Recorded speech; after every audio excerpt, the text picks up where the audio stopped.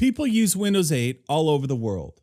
And perhaps, at least I hope, that a lot of people in other countries are viewing these videos. And what I want to show you now is how to adjust to the different place you live, to the different language you speak, to the different region you live in.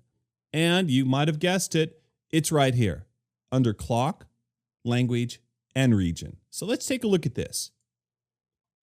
This comes up, the first one, set the time and date. And this is pretty obvious, so we'll go through this pretty briefly. You can see change date and time, and if you want to change that. Now, here's the catch. You might be wondering, how does my computer always know what date it is? How does it always know what time it is? Well, it's actually through this called the internet time. Now, the internet time, there's these things on the internet called time servers, and they keep very, very accurate they keep time very accurately. Let's just say that. Now, a lot of businesses, they have their own time servers, but here we're going to just use time.windows.com. Going to go ahead and click OK. And that is where you get your time. And that is the default setting, by the way. So further here on date and time, you can see change time zone. And of course, you can change your time zone. Unless you live on the west coast of the United States, you can probably change this from the default that they have. I'm in the Eastern time zone, but it's really as simple as this. Just go through this list, find out what time zone you live in. Hopefully you know what time zone you live in, and then change it to that. And that's going to make life a bit easier for you. Now down here, something you might not have considered, and that is additional clocks.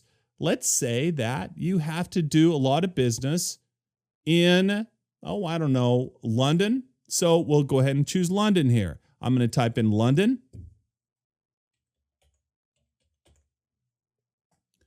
Now from London, I'm going to want to change this time zone. And here we go. It's a UTC, should be right there. It even says London. Now, what I want you to do is notice something. Notice what's going to happen here. I'm going to go ahead and click apply. And then as I go down here with this clock, you see what happens there? It has the local time.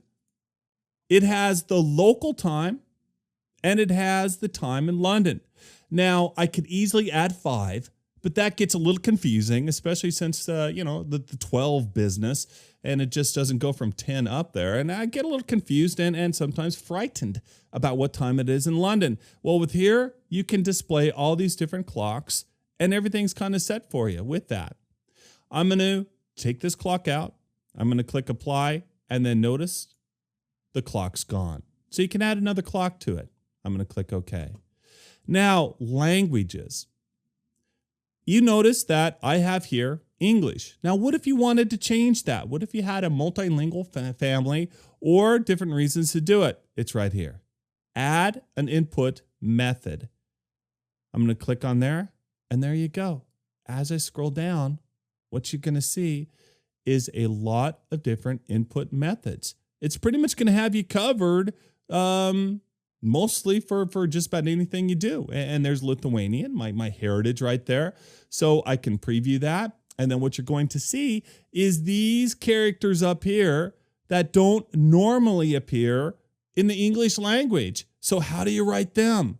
Well, you don't. Or you come in here and you change your keyboard layout preview, and you can see it right there. So we're going to go ahead and click cancel. I probably shouldn't have that on there. And click cancel on here. Or actually, I'm going to go back to language and go back to the clock. And finally, the region. What kind of location you're in. Now, a lot of these locations are going to be automatically determined by your Windows 8 system, especially if you have a tablet. But you can put your region in here and choose whatever region you want. And we're going to go ahead and click OK. And that is a look at the clock, language, and region features of Windows 8.